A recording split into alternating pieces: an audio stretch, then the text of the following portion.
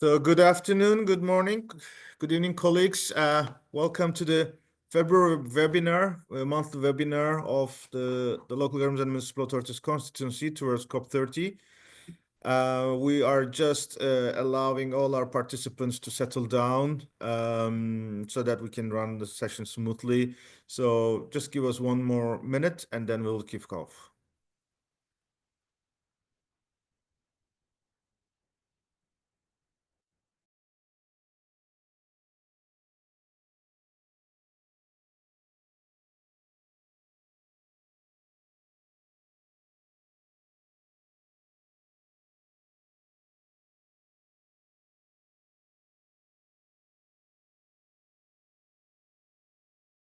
Good. I think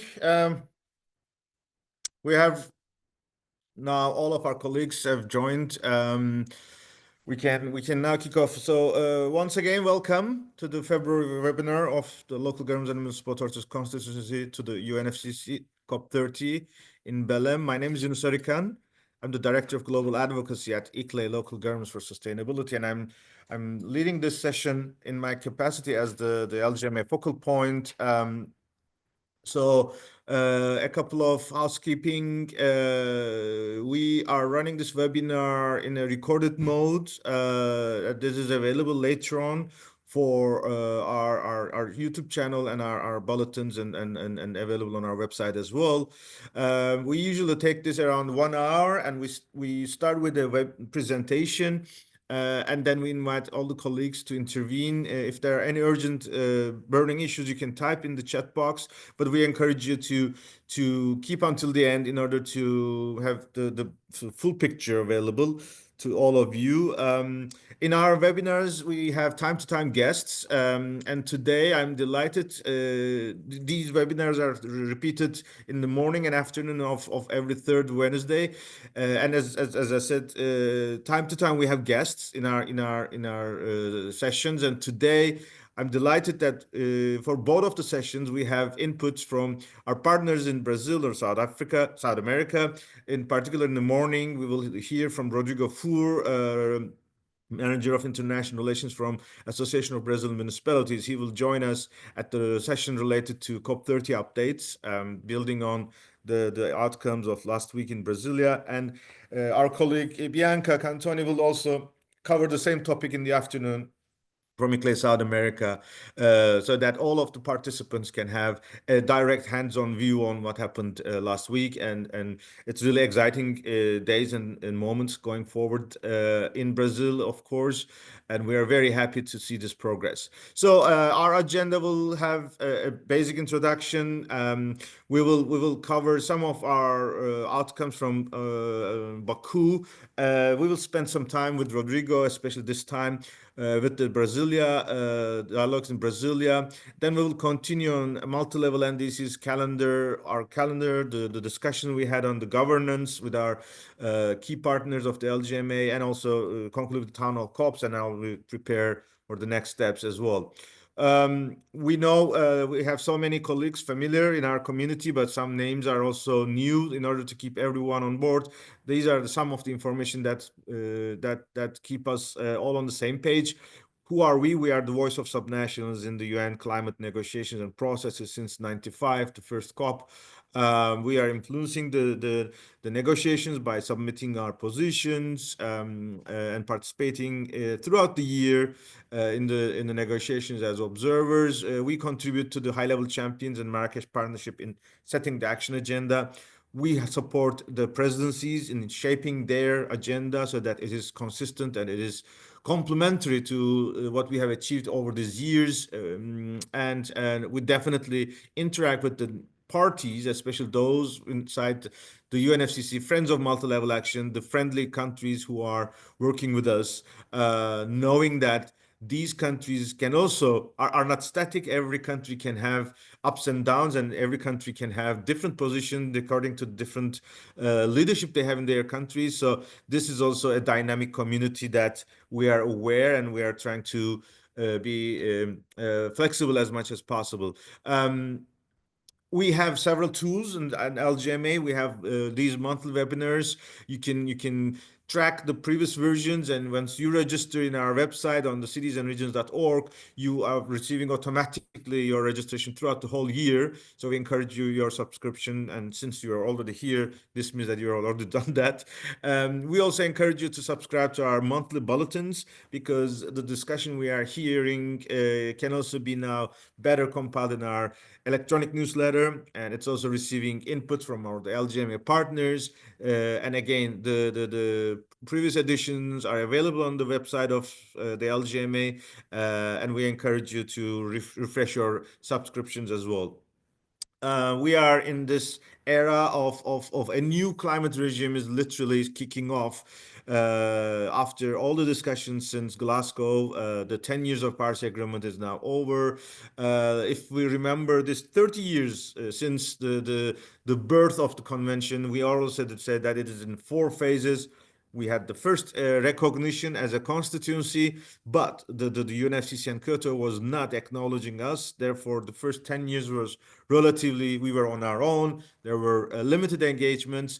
When the nation started to design the second phase of the Kyoto Protocol in Bali, we said that let's avoid the replication of the mistakes for the third time, so that in the new phase after the climate regime after 2012, we have recognition, engagement, and power of the local and regional government. That was our roadmap on the way to Copenhagen. Copenhagen did not produce the right results we have expected, but we did not stop. We did not give up. We continued, and we brought ourselves in the heart of the new regime and the Paris Agreement. On this process, we had been inside and outside very effective, new partners, new initiatives.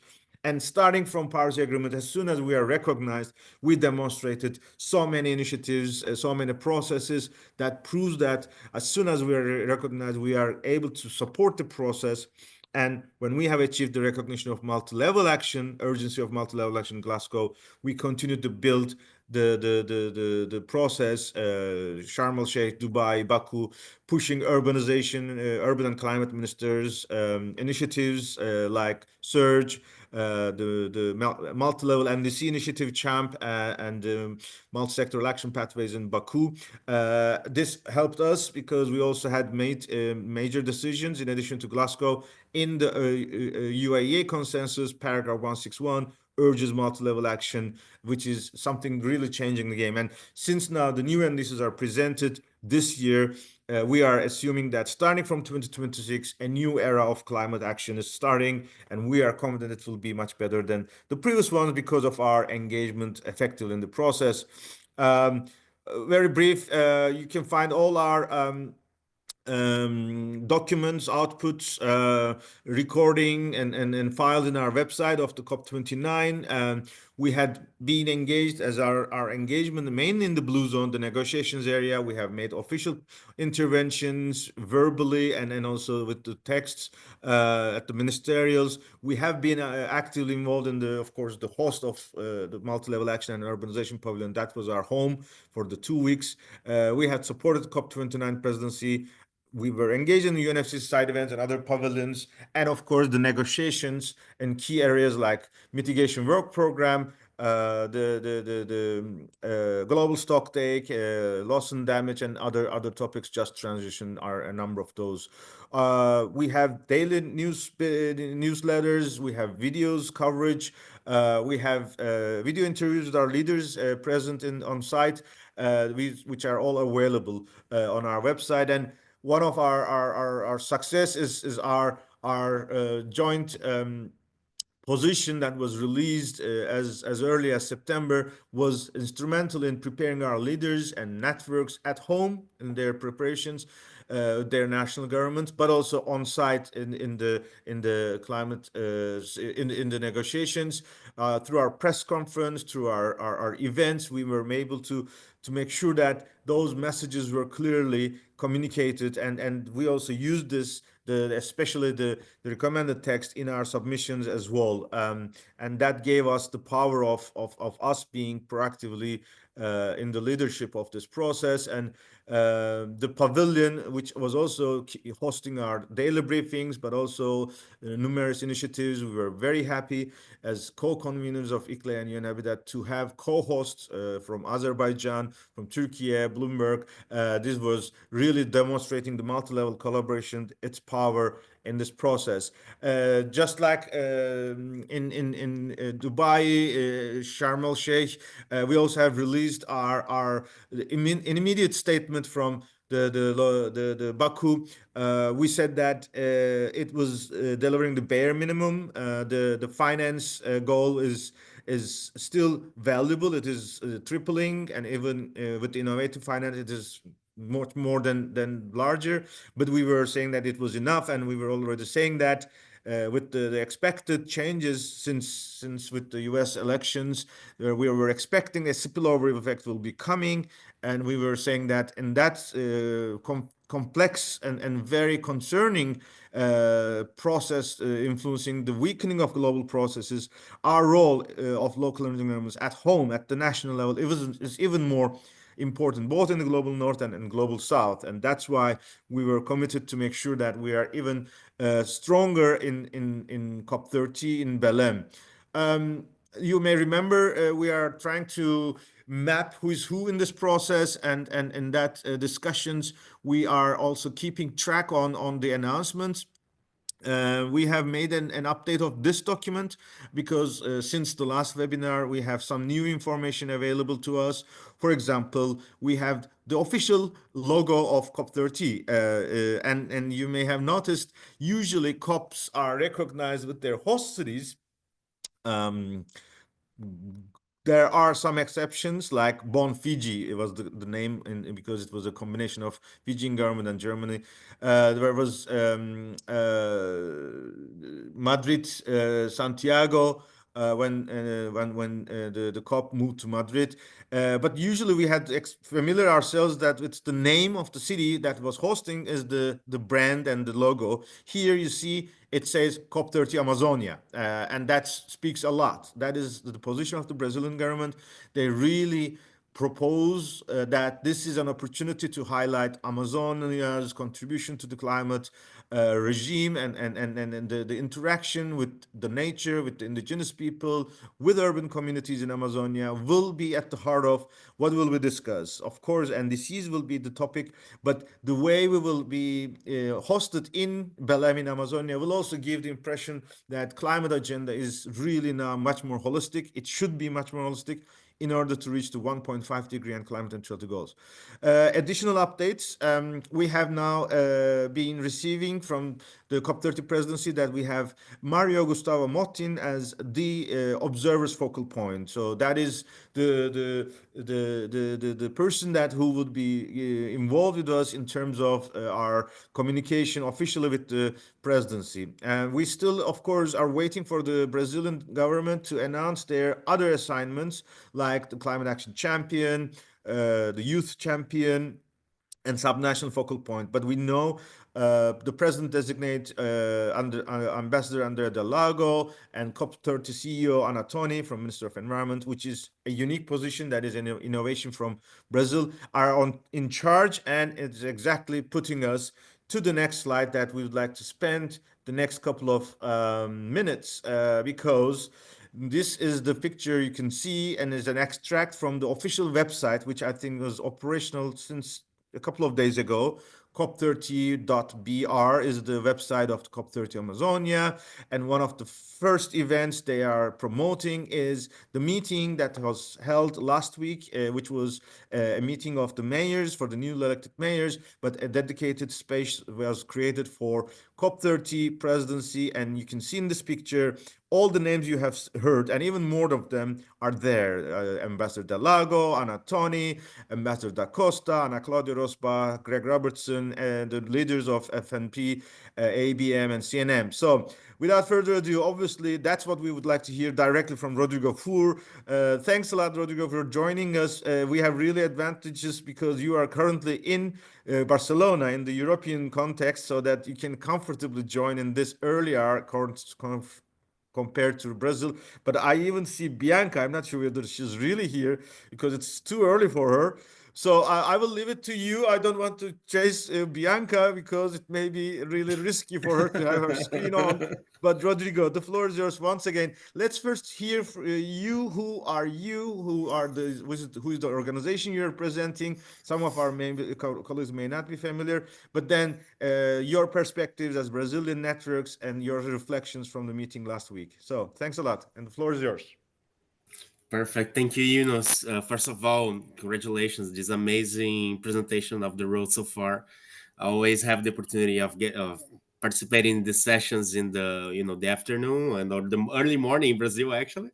So it's quite a privilege to be here on the morning on the European side. I'm currently at the UCLG retreat in Barcelona, so it's quite nice being with you.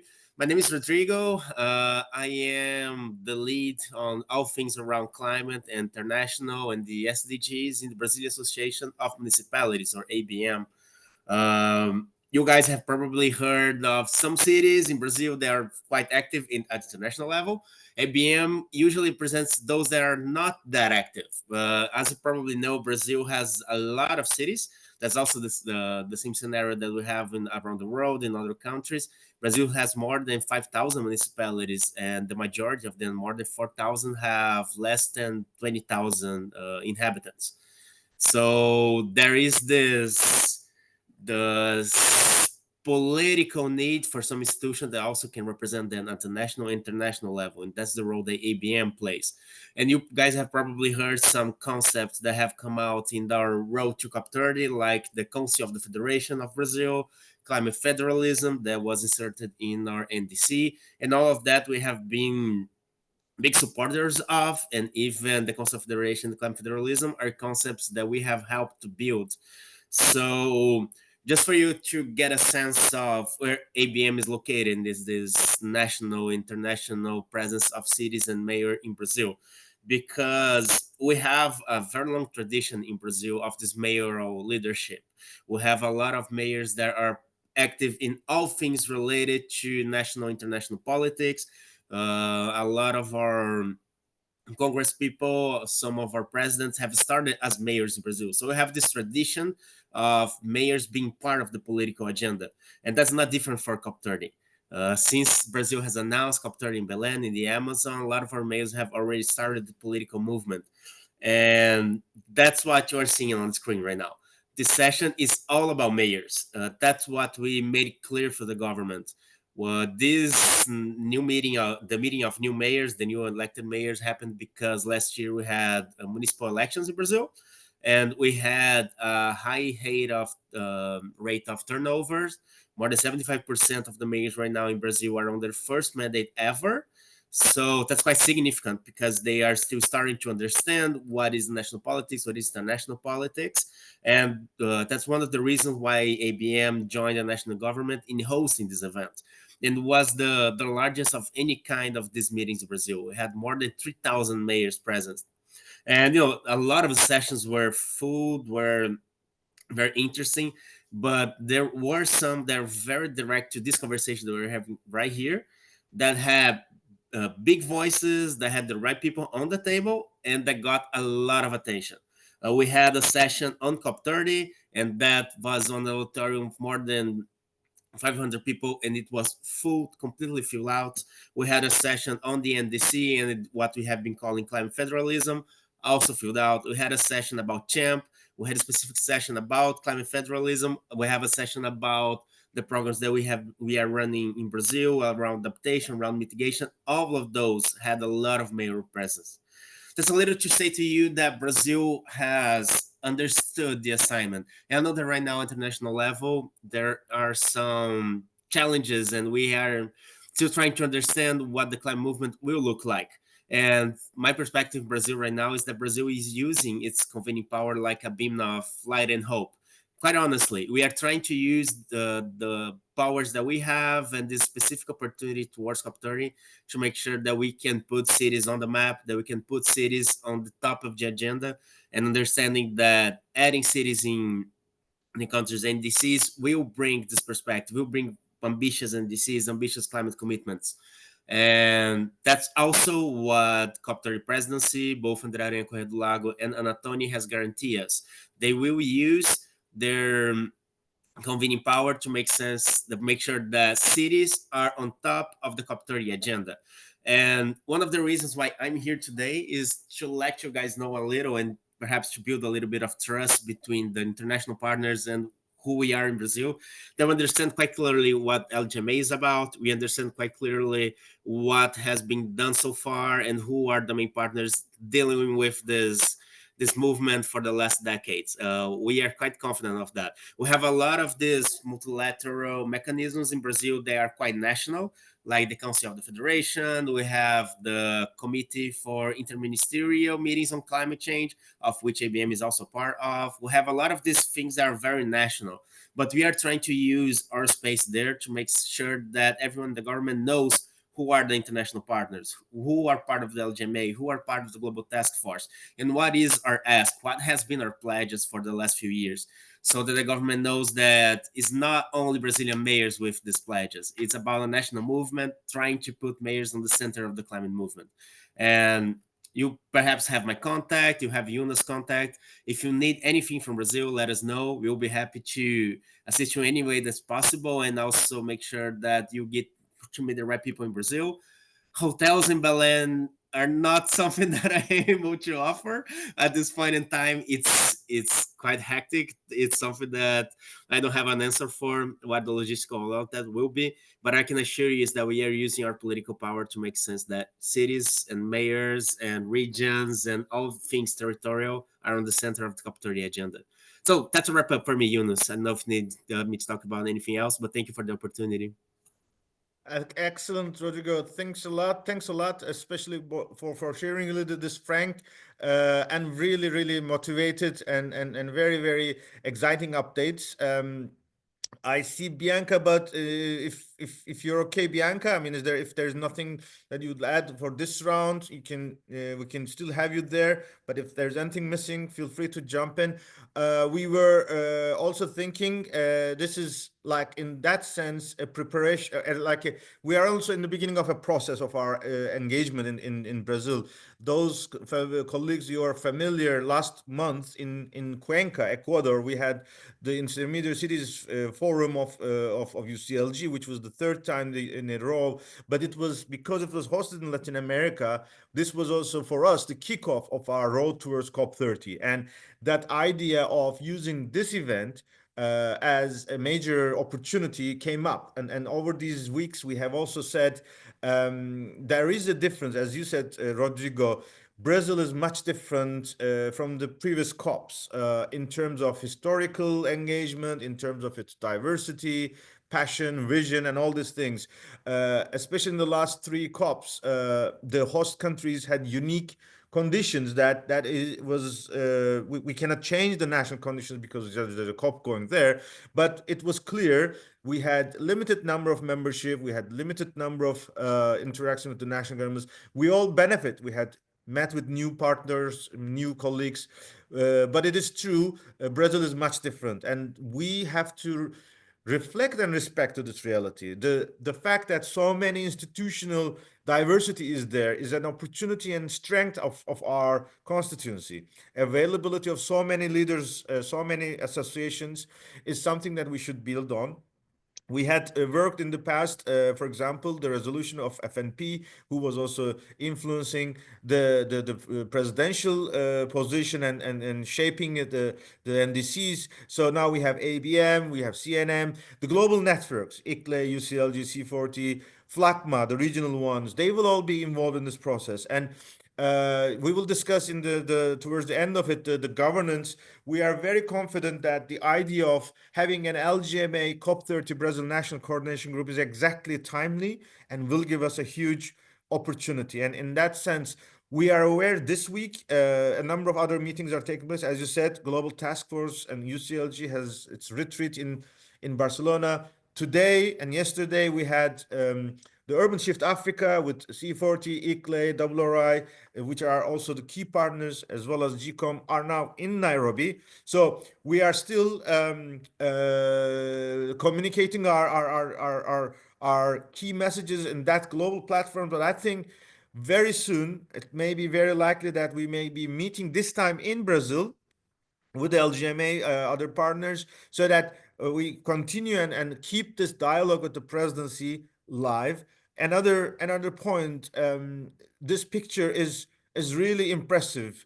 As we said, the Brazilian COP30 president is still in the making, but in the middle of this, having both the president designate, the CEO, the ambassador from Minister of Cities, all on the same table is a clear signal. And as you have mentioned, Rodrigo, your event was full week, and it started with a official opening by President Lula. He was addressing the whole delegation, which gives for us our constituencies that it's one of the top three agendas of the Brazilian presidency, which is an excellent opportunity for us that we would like to seize this. We also enjoyed in the previous presidency, but I think Brazil will take it a higher level than what we have been asking for. I mean, we were always using that, building on the output of one process goes into an input to the other one.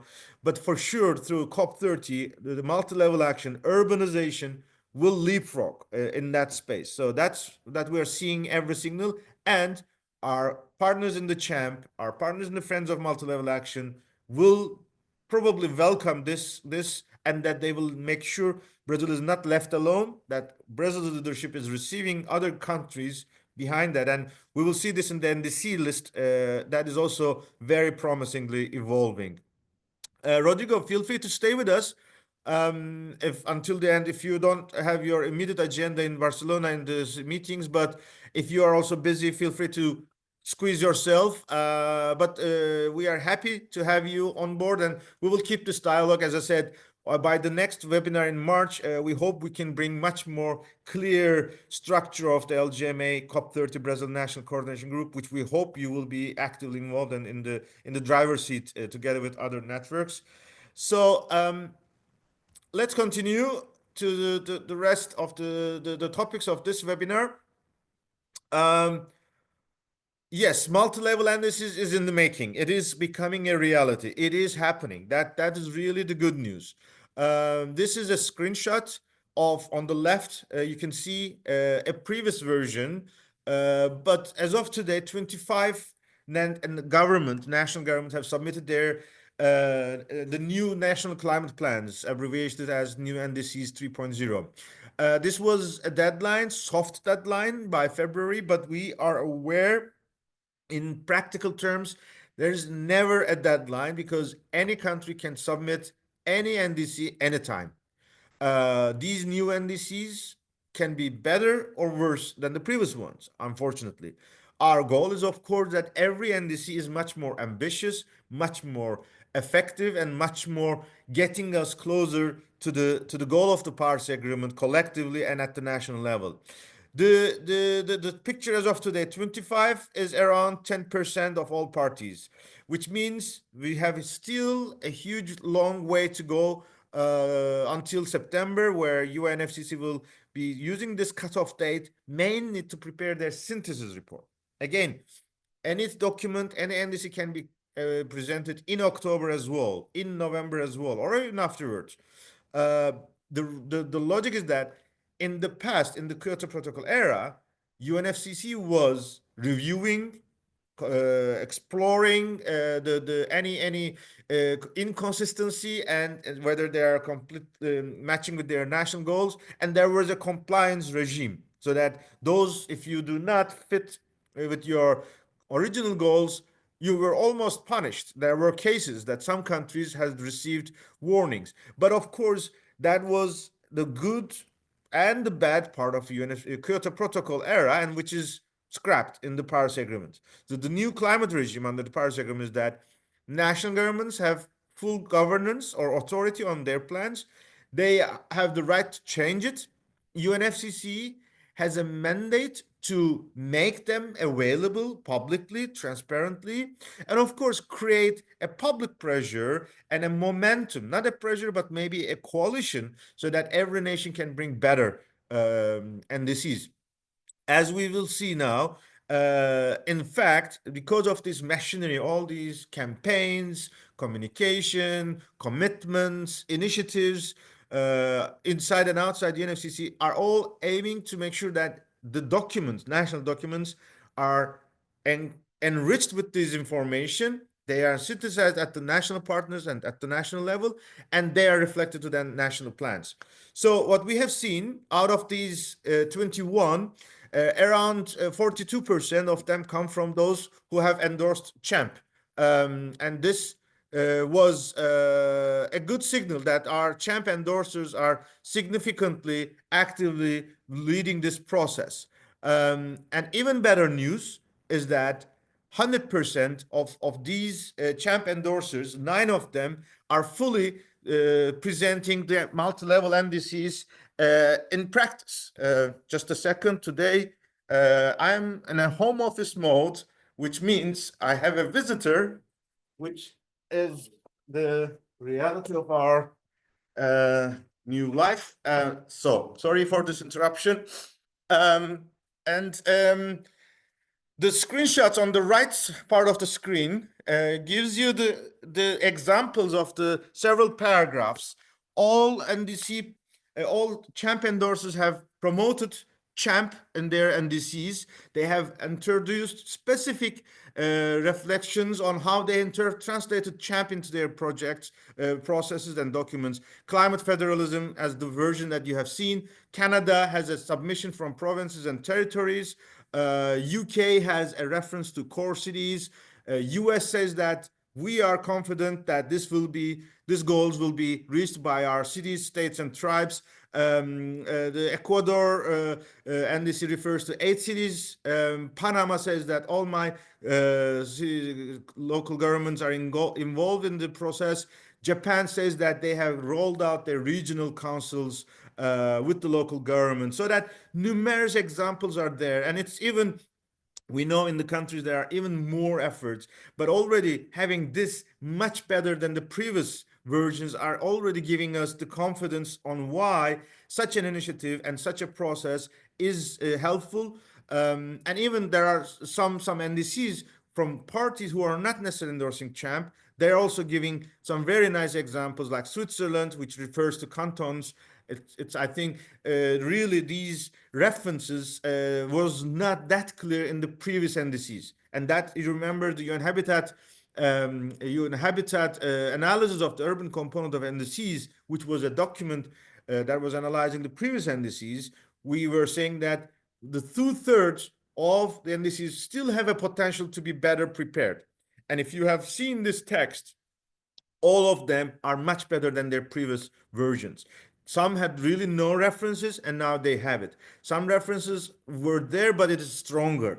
This means our advocacy is paying off, our relation with the governments are paying off, and we are seeing that the new NDCs are getting us much closer to where we are supposed to be, or where we want to be, despite that we are already over 1.5 degree threshold. This means that if we should not give up investing on our efforts on better climate mitigation adaptation plans, knowing that we are much better in a verse that is going towards warmer than 1.5 degree. But if we already give up, there will be no stop for this. But now making sure NDCs are still towards this goal of mid-century goals, we can reverse, we can bring back maybe to the 1.5 degree by the end of the century. I don't know how many of us will see this though. Very unlikely. Not this generation, but the new one. This shows us our. By the way, I see some good. Some questions are coming, and that was one of the questions to the calendar, Danya. I think I will touch this on now, and this will be a discussion that we will have. There was another in the QA box. Danya, you also have a question about tracking NDCs. Let's have this in the Q&A section, and Hamilton, you can come in. I'm not sure whether our colleagues from UN Habitat are here.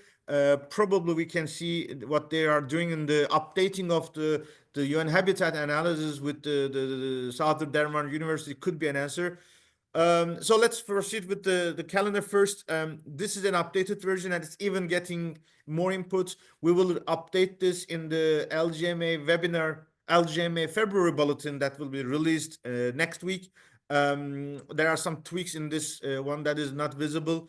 But obviously, those who are familiar with us, we are tracking global agendas, which are driven by the national governments. We are tracking the blue color event, which is the national UNFCCC led processes, and the green ones are the ones that are led by the local government and municipal authorities constituency and their partners. You can see the Urban Shift Africa, the Global Task Force Coordination, the meeting of new mayors, but it's already incoming, the town hall COPs, the Met COP, Climate Weeks in London, New York.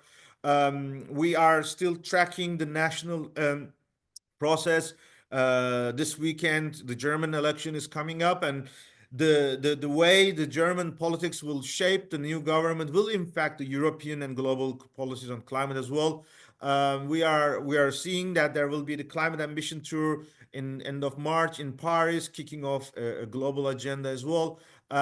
We will see there are more information coming up the presidency's agenda. For example, we are just informed that the Petersberg dialogue, which was traditionally in May, is now coming to March in Berlin, whereas Copenhagen Climate Minister will be in beginning of May. This is slightly related to the expected changes to adjust to the changes in the German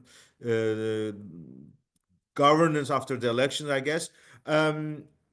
One question, Urban 20, we were informed by our colleagues in Global Task Force and C4 and UCLG that it's the first half of September in Johannesburg.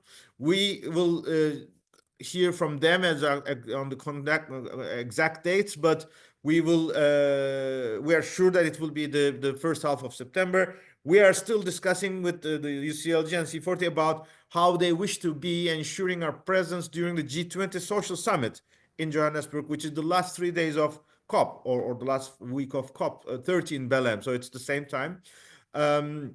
We will be kicking off the town hall COPs starting from April Earth Day onwards, and these are the mechanisms that we will be following. And we don't want to go to all the details, but one thing maybe you can be expecting that over these 10 months, we know the global agenda is particularly a bit heavy in June. The finance conference, ocean conference, UN climate conference, that's the reality. But throughout the year, there is much less global processes that has huge importance. Most of them are either regular or their expectations or outcomes may not be so much influential, especially knowing that the UN is also struggling to adjust to this new reality, spillover effect on the global efforts being redesigned or reshaped based on the spillover effect from the US government. Under these conditions, let's continue. We are discussing, we had, as promised in the February webinar, we have started our discussions with our LGMA partners. We had 2 webinars held. We are discussing in a Talanoa spirit, which is progressive and proactive and frank. We are discussing the mechanism of a year-round engagement. So the goal is not just the COP itself, how we can make sure year-round is our presence there. And that COP is just the result of our engagement. COP30 National Coordination Group, Brazil, you have heard, we are now advancing with them.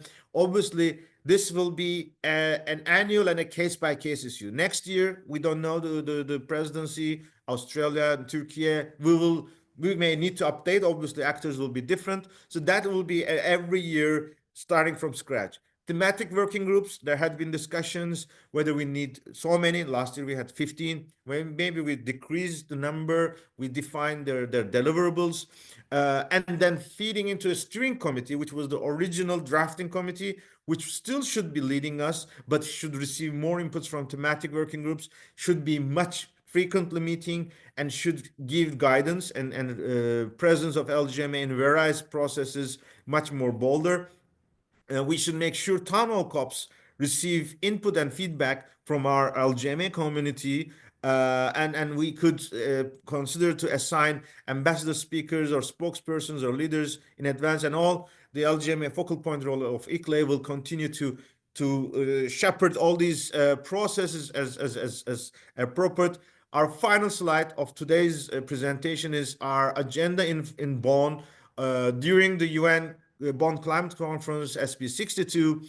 The first 3 days, 16, 17, and 18 of June, is where we will convene the Daring Cities Forum. Especially, we have now confirmed with BMZ a dedicated half a day on Monday, so that we can use as LGMA preparatory meetings. We will use the whole 17th of June inside the UNFCCC World Conference Center and UN campus.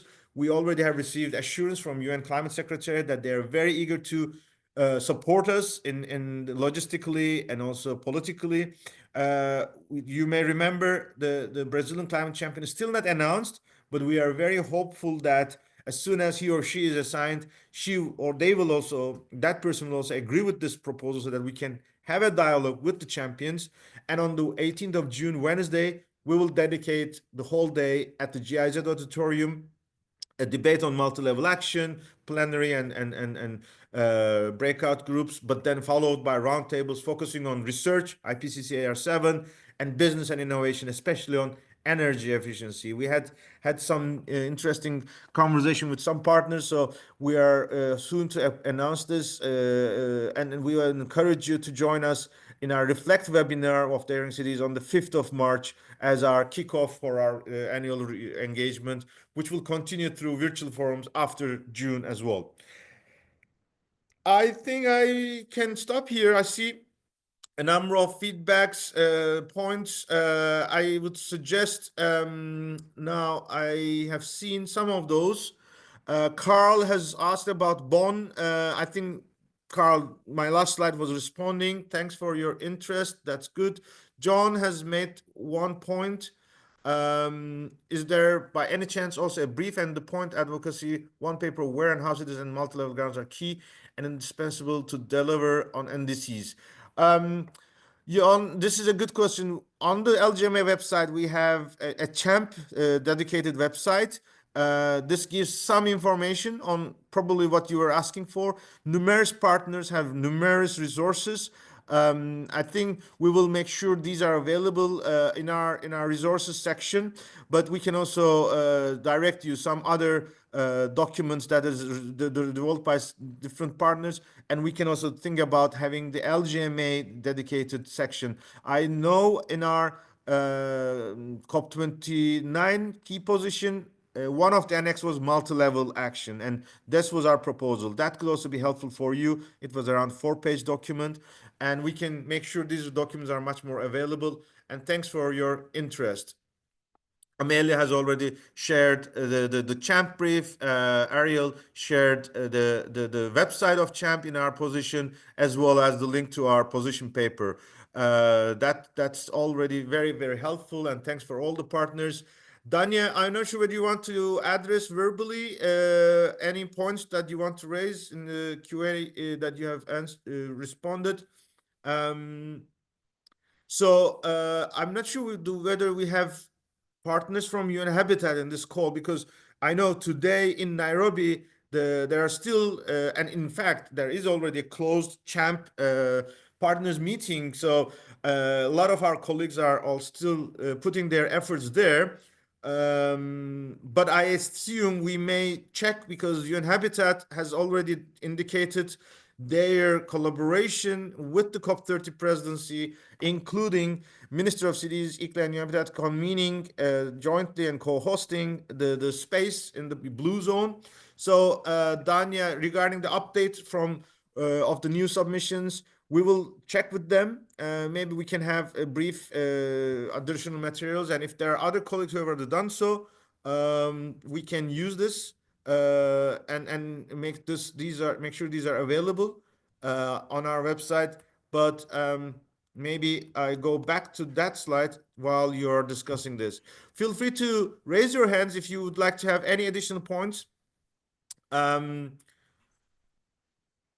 Eva, the Cup of the Cities concept. Any more news? Rodrigo, I don't know whether you want to comment. I know Brazilian government is in the making of their full strategy. I know cities are and multi-level action and urbanization, which is very likely, which we are very happy, is in the top. It's not just COP of cities, it is multi-level action, it is urbanization, as you have heard.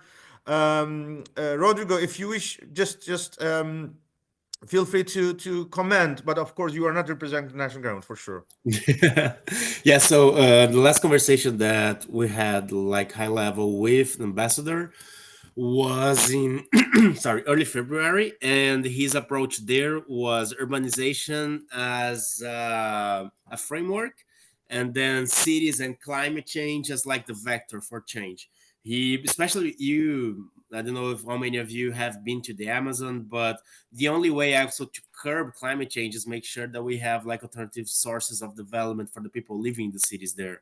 A lot of the people that are right now dealing with land use changes activities, that is the main source of GHG emissions in Brazil, do that because they don't have any other livelihood available to them, and that's something that the Brazilian government has very clear on their heads. So the idea from ambassador that Lago is put that on a different framework, talking about bioeconomy, talking about circular economy, making sense that we can approach climate change and urbanization in the Amazon through a different perspective. But of course, we are not talking only about the Amazon, only about Brazil, but the broader movement. And on that, the multi-level perspective is the one that Brazil had on its mind. And I say had because after I spoke with the ambassador, he made a round around the ministries in Brazil. It makes sense that he get like all the perspectives from everyone inside the government. And we'll meet them in early March, and then I can get a clearer perspective of what has come out of this turn of things. But something that you have said before, Yunus, is something that we are quite confident on, is that Brazil at this point is still devising strategy for COP30. They don't have many certainties as they have some possibilities. And Brazil has this tradition of making foreign policy and internal policy through consultations with all the relevant partners. And both Ambassador and Anatolia are very clear on that. So they have some idea of what COP will look like. But after these consultations, they for sure will have something that is stronger, that is more democratic, inclusiveness, and all of that. And just a side point on that, something that President Lula has even said on the meeting that we had in Brazil is that, and I know that some of you are probably concerned of how the logistics and all of that will be, but civil society participation will be present on COP30 in the Amazon. That's not negotiable for President Lula. So that's one of the reasons why it's COP30 in the Amazon and not on Belém, because we will probably have all the Amazon joining forces there. Indigenous people, territorial organizations, civil society, so that we'll probably have a different approach around localization in cities, something that deals with the territory more than only like the formal sources of government. But yeah, there's just like some random ideas at this point, and I'm sure that Ambassador Lago has it more clearly than I can express to you guys at this point, but he's still gathering out the ideas and concepts. Excellent, Rodrigo. I think this is exactly that we should be patient. We should give time for Brazilian government to take their time to digest all these inputs, and it's good that they're already receiving and they already have a good starting point. I know our colleagues last week in Brasilia, they also already had an interview, very like 30 seconds or 40 seconds with Fernando from UCLG, who was recording this. We will include this in our bulletin of the LGMA. He was basically replicating or assuring us that the Yeah. importance. What I know, of course, again, high-level champion is not announced yet. Yeah. This person will play a huge role in bringing all the dots, and everybody's waiting for this. We hope it will be someone who is close to the subnational and local realities, and that he's or she's aware of that agenda. We know, as I said, at end of March in Berlin, there will be this Petersberg dialogue. Then there will be Marrakesh Partnership Strategy meeting, and in May there will be the Copenhagen dialogue between COP29 presidency, so that all these will give us the hints on how to move forward. But once again, maybe it's important to note, because that was the discussion we had this Monday and Tuesday in Barcelona in the Global Task Force retreat. Let's remember, Brazil is not just an ordinary country in that sense. They were the host of 92 Earth Summit, Rio. Yeah. They were the ones who are the custodians of this notion of ecologically sensitive development. And we have seen all these 30 years how these agendas were somehow a bit distracted. Last year, when we had the three COP, the Rio, COPs of the three Rio conventions, biodiversity, desertification, climate, we have discussed that there's a need to bundle them. There's a need for a Yeah. holistic approach, and then connect it to human development, the human dignity. And that is what we also would like to continue. We discussed this yesterday in Barcelona, but in Bonn, for example, during the Daring Cities, we'll start to discuss an annual review of this three Rio convention. And indeed, Amazonia is the Yeah. best place because of this uh, the urban sprawl. Urban sprawl is an issue in Amazonia as much as in the U.S. cities, as much as in Africa, expanding to the Mhm. biological hotspots, and as much as in the European, where they are limited with these constraints. So biodiversity, definitely. And of course, people-centered approach, justice, just transition are all the topics that we have to address together. Um, Dani is asking the LGMA events calendar with dates. I think that's what we would be able to have it. I remember we had the LGMA calendar available to all of us. If not, we will update this. It was in an Excel file. I will check this. It may be a mistake from our side, but we're sure we have the LGMA calendar available that we used before. It was the LGMA advocacy file, COP30, including calendar as well, but we will sure that is available as a Word document or a PDF document, so that you can track this all in much easily user-friendly way as well. Uh, Additional points. We still have 7 minutes. Feel free to raise your hand so that we can invite you to intervene verbally. You don't have to type all the time. I see Patrick from UN Habitat already responding to John and others, especially this or Dania. Patrick is our new colleague in the UN Habitat team, climate team. He's working with Leah and Bernard, and he's confirming that UN Habitat will be updating the report on NDCs.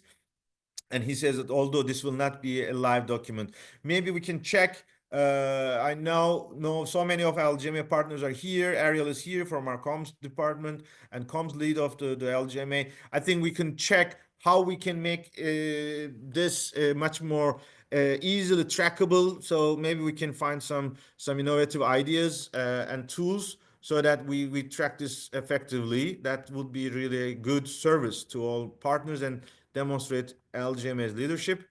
Another lessons learned or points to take into account.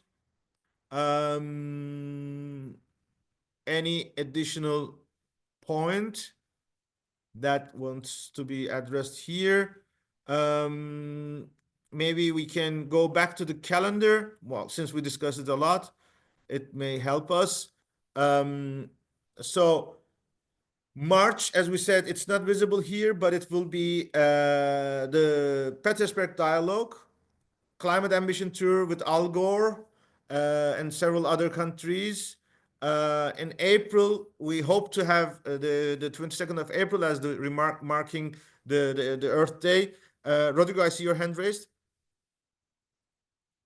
Yeah, it's not actually on the agenda right now, but something that we are doing on the making in Brazil right now around cities and movement, and that is going to be part of the LGMA as much as we are concerned, is that we are building a series of pre-COP events, but not so much dealing with the high-level politics, but trying to make sure the cities in Brazil understand the relevance of COP30.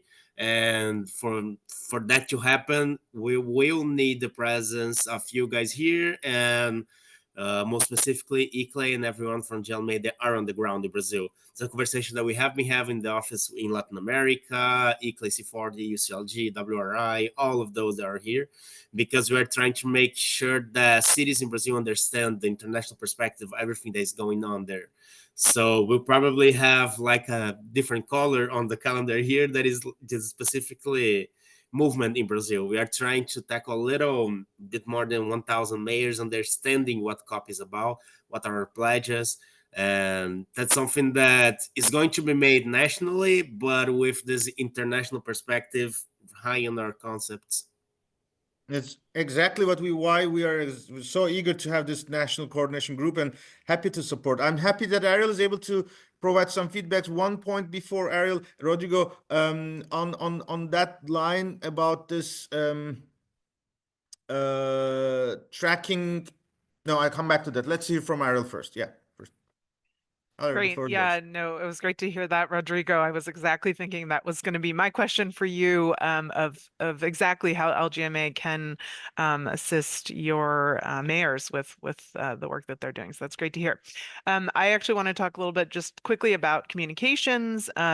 We have gotten some nudges to convene our communications working group earlier this year and to have it be a bit more structured. So I just wanted to let you all know that we will be convening that working group. I don't know if it's officially going to be part of the structure, but whether we are official or not, I do definitely invite all of you who have comms leads who are working either with you in an advocacy role, or have kind of channels that are reaching out to our target audiences to participate in this. Again, it's a collective action group, so we're really relying on each other to kind of accomplish the goals that we need to accomplish this year.